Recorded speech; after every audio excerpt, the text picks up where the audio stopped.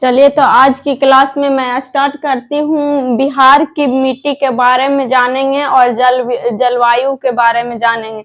जैसा कि पिछले कई सारे वीडियो में मैं बिहार स्पेशल का क्लास ले चुकी हूँ। अगर आप हमारे चैनल पे नए आए हैं तो चैनल को सब्सक्राइब कीजिएगा, लाइक कीजिएगा और शेयर कीजिएगा।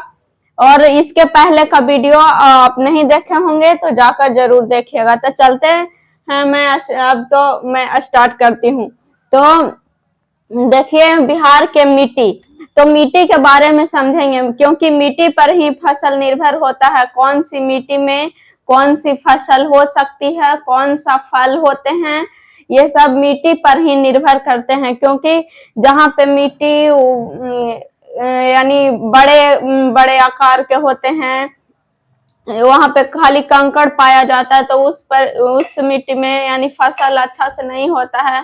कोई फसल होता है जो वहीं पे सिर्फ होता है, तो मिट्टी पर निर्भर करता है फसल, यानी मिट्टी पर निर्भर करता है। तो सबसे पहले देखिए कि इधर इतना है एरिया बिहार का जहां यानी कंकड़ और पत्थर वाला मिट्टी है, क्योंकि इधर कोसी नदी बाढ़ लाती है बिहार में।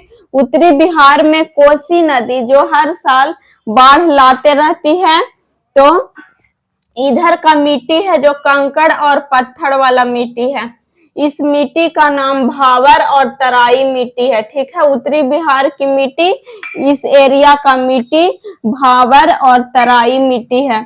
इसमें कंकड़ और पत्थर की मात्रा अधिक होती है। इस मिट्टी में कंकड़ और पत्थर की यानी पत्थर और कंकड़ की मात्रा अधिक होती है। तो और समझते हैं कि यानी ये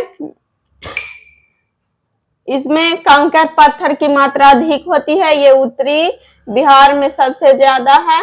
ठीक है, इस मिट्टी को भावर तराई मिट्टी कहते हैं। अब देखिए, इतना इस क्षेत्र में जो हमारा मिट्टी है, इधर ये हमारा गंगा नदी है। ठीक है, गंगा नदी बिहार को दो भागों में बांटती है, उत्तरी बिहार और दक्षिणी बिहार। तो ये गंगा नदी के उत्तर में हो गया जो उत्तरी बिहार हो गया, और गंगा नदी के दक्षिण में हुआ जो दक्षिणी बिहार हुआ। तो जो उत्तरी बिहार में है, तो यहाँ से इस एरिया से देखिए, यहाँ से लेके यहाँ तक जो हमारा मिट्टी है वो नवीन जलोढ़ मिट्टी है। नवीन यानी नया जलोढ़ मिट्टी। नया जलोढ़ मिट्टी को खादड़ कहते हैं और पुरानी जलोढ़ मिट्टी को बांगड़ कहते हैं। समझिए खादड़ और बांगर क्यों कहते हैं। जब ये बाढ़ आती है तो नई जो मिट्टी है, जो नया मिट्टी आता है जब बाढ़ आता है तो नई मिट्टी आती है, यानी वो खादर मिट्टी हुआ। तो यानी बांगर मिट्टी समझते हैं। तो जो पुराने मिट्टी है वहां बाढ़ नहीं आती है, कई सालों से वो मिट्टी है, तो वो बांगर मिट्टी हो गए। इसके बाद है नवीन जलोढ़ मिट्टी, इस एरिया में फैला हुआ है। ध्यान से आप लोग देखिए। ठीक है, इस मिट्टी को खादर मिट्टी कहते हैं। और इस भाग में, इस एरिया में देखिए, बिहार के इतना सा एरिया में बांगर मिट्टी है। यहाँ बांगर मिट्टी है। और यहाँ पे मुजफ्फरपुर है। मुजफ्फरपुर में लीची की खेती अधिक होती है, यानी इसी बांगर मिट्टी में यहाँ पे मुजफ्फरपुर में लीची की खेती अधिक होती है। ठीक है, इसके बाद है टाल मिट्टी। इस एरिया में देखिए टाल मिट्टी है, यहाँ पे टाल मिट्टी है।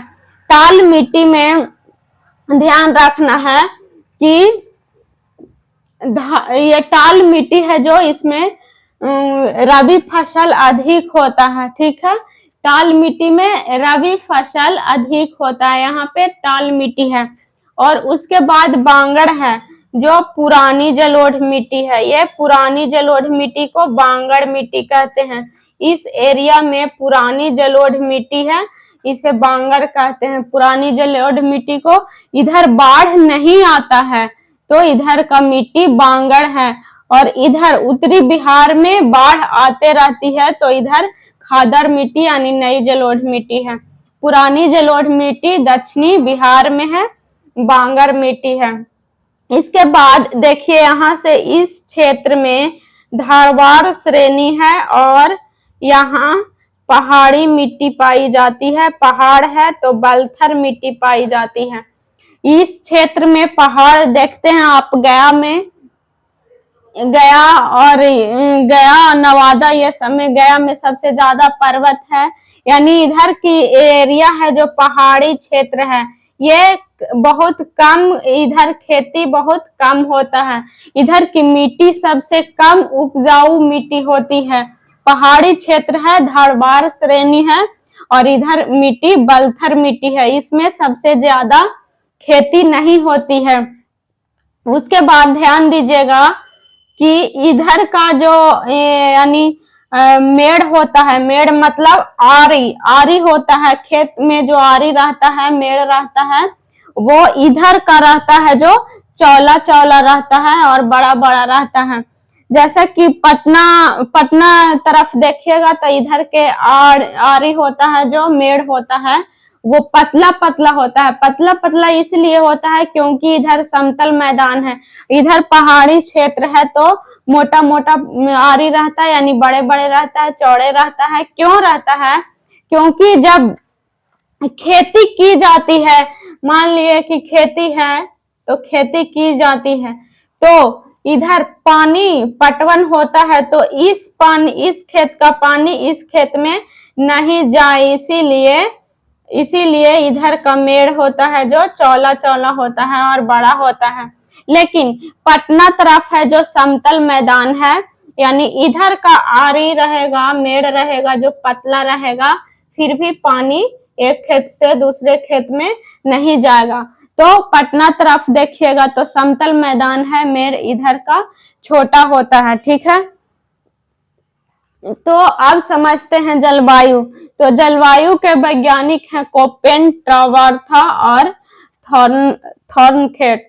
तो कोपेन जो संकेत देते हैं उत्तरी बिहार के लिए CW, दक्षिणी बिहार के लिए AW और ट्रावर्था का उत्तरी बिहार, दक्षिणी बिहार, उत्तरी बिहार के लिए CAW या C1, C2 संकेत देते हैं और दक्षिणी बिहार के लिए AW। थॉर्नखेट उत्तर पश्चिम संकीर्ण क्षेत्र में CBW, ठीक है, शेष बिहार में CAW। अब हम समझते हैं कि ये है क्या। तो मैं आपको समझा सकती हूँ कि कोपेन ने दो बात कहा, एक कहा कि वन है, जंगल, वन और वर्षा, ठीक है। तो वन और वर्षा, तो वन में वन है और वन नहीं है। वर्षा के लिए क्या बोले? F दिए, S दिए और W दिए। F मतलब जहां सालों भर वर्षा होता है उसके लिए F, ठीक है। ध्यान दीजिएगा कि सालों भर वर्षा होता है उसके लिए F दिए हैं। ठंडा में वर्षा होता है उसके लिए S दिए हैं और गर्मी में वर्षा होता है उसके लिए W दिए हैं, ठीक है। यानी जहां सालों भर वर्षा होता है उसके लिए F से सूचित किया गया है, इसका संकेत F है।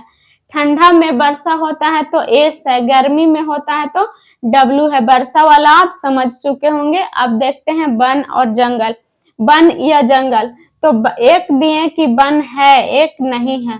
वन है में उष्ण कटिबंधीय क्षेत्र, शीतोष्ण और शीत कटिबंधीय।